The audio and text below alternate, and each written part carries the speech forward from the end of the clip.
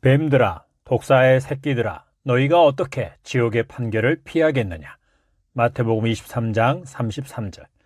예수님께서 당시 성경을 보존하고 가르치며 성경대로 사는 것에 목숨을 걸었던 서기관들과 바리새인들에게 화 있을진저 외식하는 서기관들과 바리새인들이여 라고 하신 이유는 무엇이었습니까? 첫째는 천국문을 닫고 서서 자기들도 천국에 들어가지 않을 뿐더러 다른 사람들도 들어가지 못하게 하는 자들이었기 때문입니다. 그들은 교인 한 사람을 얻으면 그를 자기들보다 배나 더 지옥 자식이 되게 했습니다. 그것은 하나님을 믿고 섬기는 삶, 거룩한 삶을 성전을 수호하고 성전을 중심으로 종교적인 전통과 의식을 지키고 보존하는 것이라고 여기고 그것에 목숨을 걸었기 때문입니다. 그래서 그들은 하나님이요 말씀이시며 성전이신 예수님을 영접하지 않고 대적하였고 예수님의 백성을 자기들 백성이라고 하면서 백성들이 예수님께로 가는 것을 막았고 결국은 예수님을 죽여버렸습니다. 둘째는 돈과 권력과 명예에 대한 욕심과 탐욕으로 눈이 멀어 하나님의 이름과 성전을 이용해 여러 명목으로 백성들에게 돈을 뜯어내어 자기들의 배를 불리는 자들이었기 때문입니다. 셋째는 사소한 것까지의 11조를 철저하게 드리도록 강조하면서도 사회 정의를 실천하고 긍휼을 베풀며 모든 것에 대한 하나님의 주권과 하나님의 소유권을 인정하는 삶은 소홀히 했기 때문입니다.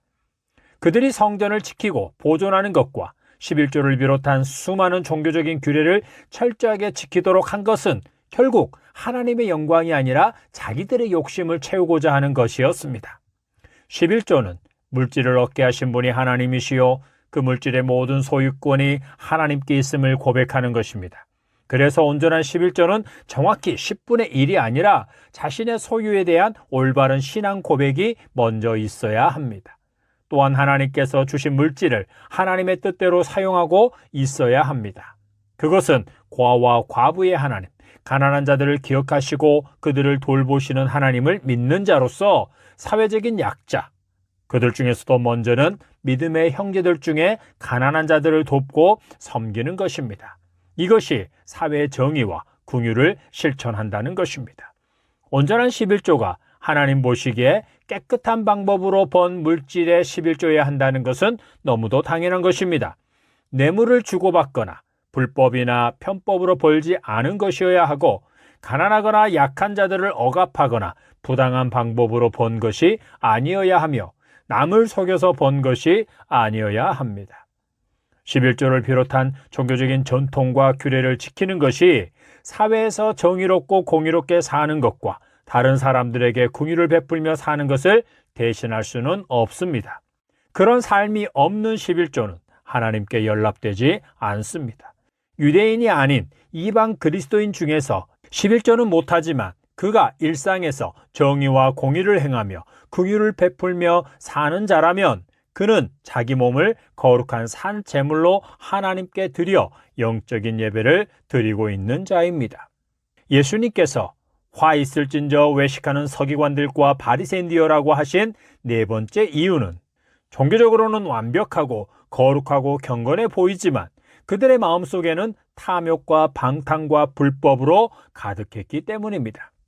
성전 안에서 행해지는 불법과 그들의 방탕한 삶은 중세 가톨릭 교황청과 사제들과 수도원 등에서 행해진 성적인 타락과 비리 등과 버금가는 것들이었습니다. 그러면 서기관들과 바리새인들처럼 오늘날 화 있을진저 외식하는 목회자들이여 라는 말을 들을 자들은 누구입니까? 첫째로 지옥 심판을 받을 외식하는 목회자는 창조주 하나님, 거룩하시고 공의로우신 하나님, 그 하나님이 온 우주 만물을 다스리시며 절대 주권자이심을 가르치지 않는 자, 그리고 그 하나님께 대하여 모든 사람이 죄인이라는 것과 죄에 대한 정의와 회개와 삶의 주인을 바꾸라는 설교를 하지 않는 자입니다. 이런 목회자는 천국문을 닫고 있는 자입니다. 하나님과 예수 그리스도와 그분의 복음을 전하지 않는 것, 삶의 주인을 바꾸라는 설교를 하지 않는 것이 천국문을 닫고 있는 것이 아니고 무엇입니까? 그리고 하나님과 죄와 회개, 주인을 바꾸라는 등의 설교는 하지만 성도의 삶, 거룩한 삶을 지역교회의 영역으로만 국한시켜 교회의 전통과 의식, 규범 등을 잘 지키게 하고 지역교회 중심, 목회자 중심의 삶으로만 적용하여 충성, 봉사, 헌신을 요구하는 것은 그들의 의도와는 달리 교인들을 지옥 자식이 되게 하는 것입니다. 결국 그 교인들은 자기들의 종교적인 활동을 근거로 구원을 이해하게 되고 그것을 근거로 구원의 확신을 갖게 되어 버립니다. 예배에 참석하고 있으니까, 성경을 읽고 있고 모임에 참석하고 있으니까, 11조를 비롯한 각종 헌금을 하고 있으니까를 비롯해서 예배당 건축 헌금을 하고서는 하나님의 성전을 건축하는데 헌금을 한 것으로 믿고 성전 건축 헌금을 했으니까, 선교 헌금도 하고 선교지의 성전을 건축하는 헌금을 했으니까 등등을 근거로 자기가 구원받은 그리스도인이요, 하나님의 자녀요, 하나님을 사랑하는 자요, 하나님도 자기를 매우 사랑하실 것이라고 믿는 것입니다. 그리고 당장 죽어도 자기는 천국에 갈 것이라고 확신합니다. 이것이 예수 그리스도를 통해 죄인을 구원하시는 하나님의 구원이요, 구원하신 목적입니까? 둘째로, 지옥 심판을 받을 외식하는 목회자는 예배당을 구약시대 에루살렘 성전과 같은 하나님의 성전이라고 주장하고 그 가운데 가장 높은 자리에 앉아서 자칭 하나님의 성전과 성경을 가르치는 것을 앞세워서 교인들의 지갑을 열어 돈과 권력과 명예에 대한 탐욕을 채우는 자들입니다. 셋째로, 지옥 심판을 받을 외식하는 목회자는 예배, 성경 공부, 기도 모임, 전도, 선교 등의 종교적인 활동들로 신앙의 수준을 평가하고 자칭 하나님의 영광을 위한다는 명분과 심은대로 거두게 하신다는 말들로 헌금을 강요하고 헌금 액수로 교인들을 평가하는 자들입니다. 그들은 자기 자신과 교인들이 일상을 거룩하게 사는 것에 별로 관심이 없습니다. 그것에 대해서는 수박 거달기식으로 말하고 넘어가 버립니다. 그들에게 있어서 좋은 성도는 지역교회 중심으로, 목회자 중심으로 사는 자요, 목회자와의 관계가 좋은 자입니다. 정말로 그렇습니까?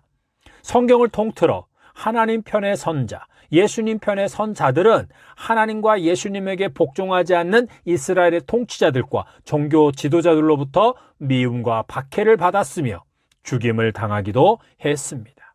목회자에게 한 것이 곧 예수님께 한 것이 아니라 믿는 자들 중에 지극히 작은 자, 가난하고 어려운 자들에게 한 것이 곧 예수님께 한 것입니다.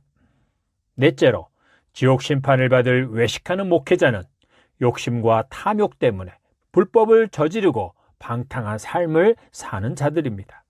하나님 보시기에 정의롭고 공의로운 삶을 살기보다 악하고 불의한 삶, 부도덕하고 비윤리적인 행위를 서슴없이 행하는 자, 성적으로 타락하고 돈에 대해 정직하지 않은 자, 교인들을 세상적인 기준과 이해관계를 기준으로 평가하고 상대하는 자들입니다. 그들은 불신자와 똑같은 죄, 또는 불신자들도 부끄러워하는 죄를 짓고도 부끄러워할 줄 모르는 자입니다. 이런 자들은 목사, 장로, 선교사들을 불문하고 불신자와 같은 자로 대해도 됩니다. 오늘날 우리는 불신자와 같은 자들이 강단에서 설교하고 있는 한국교회 모습을 보고 있습니다.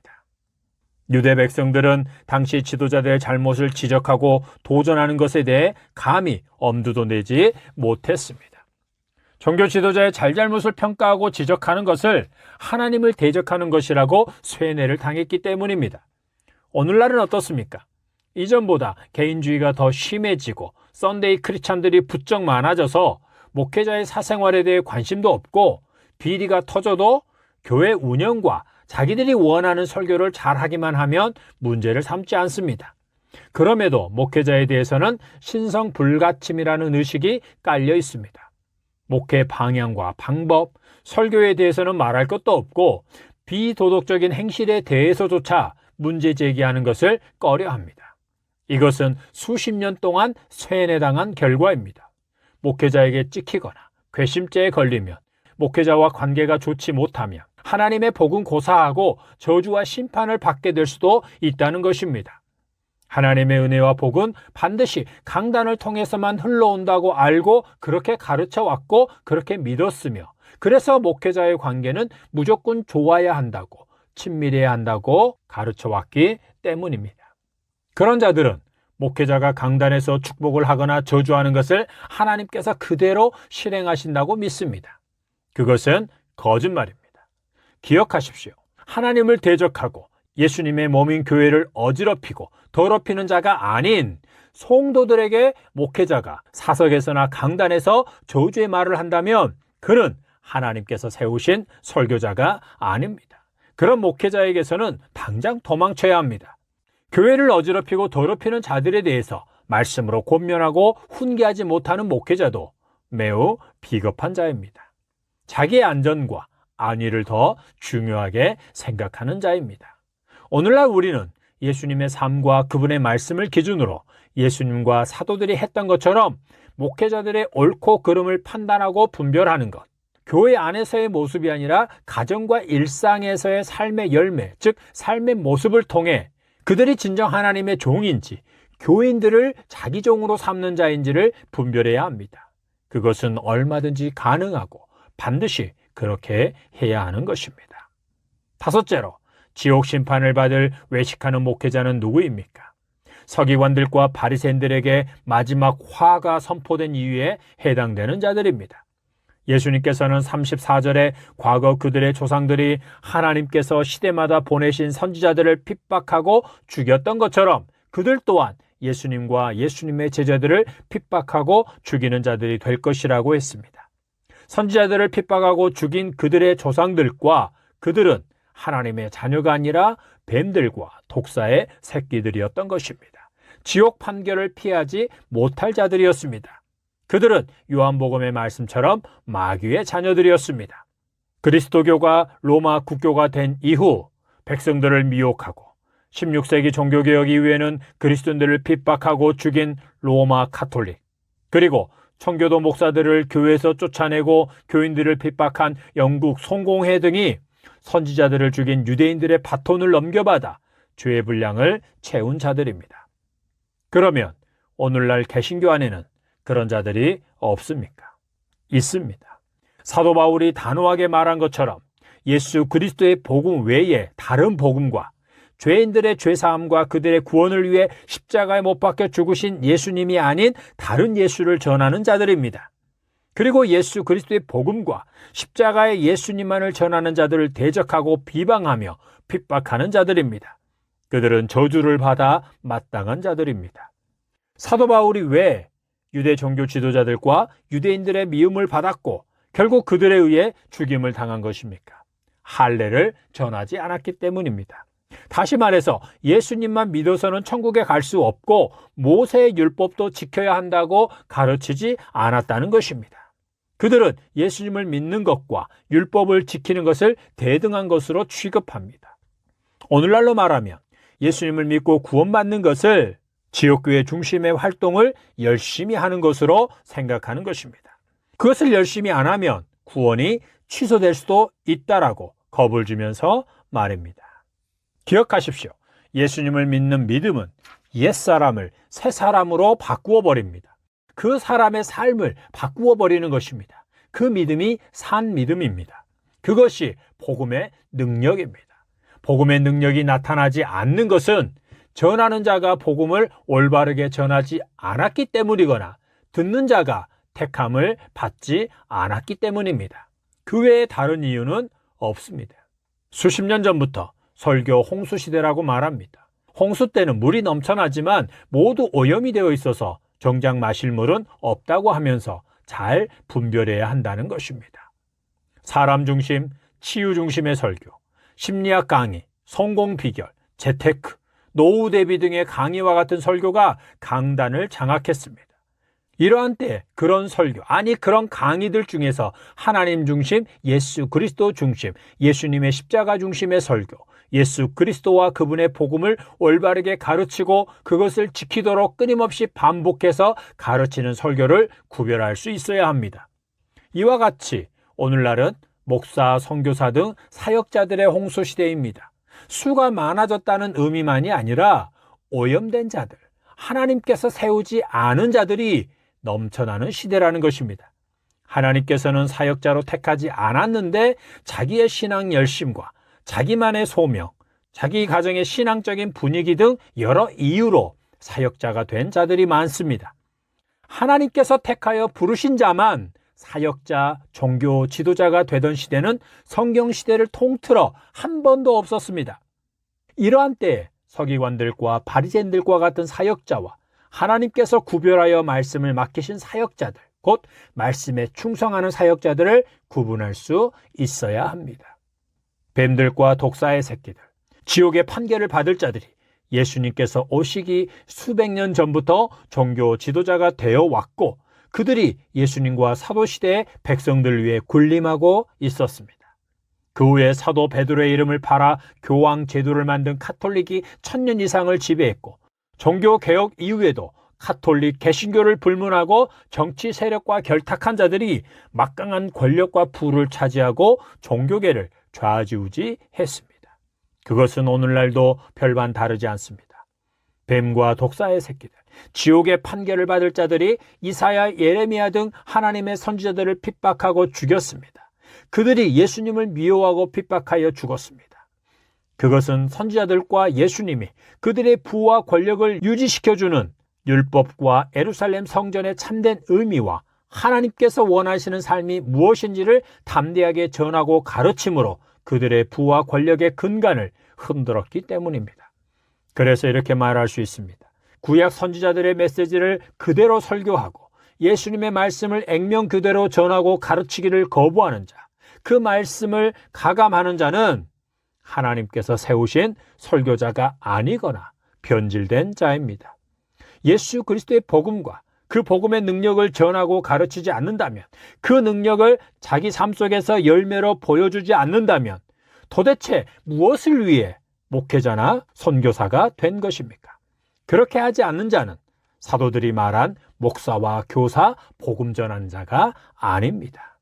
하나님께서 우리 세대에 말씀 중심의 대각성 운동을 일으켜 주시기를 간절히 기도합니다. 아멘.